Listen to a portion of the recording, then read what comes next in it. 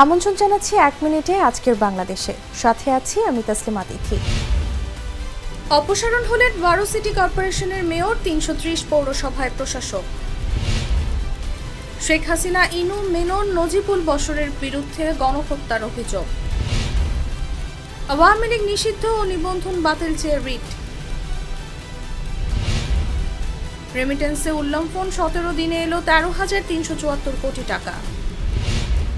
24 থানায় এইচএসসির প্রশ্ন পড়লেও উত্তরপত্র অক্ষত, জানিয়েছেন বোর্ড চেয়ারম্যান।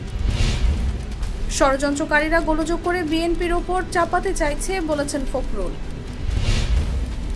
শেখ হাসিনার পতন থেকে জামায়াত বিএনপিকেও শিক্ষা নিতে হবে, মন্তব্য জামায়াত আমিরের।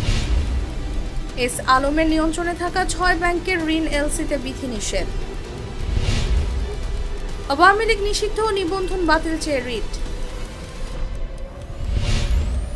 13 বছর পর হারুন বিপ্লবের নামে মামলা করলেন জয়নুল আবেদিন ফারুক। এখানেই শেষ করছি 1 মিনিটের আজকের বাংলাদেশ। ধন্যবাদ সবাইকে।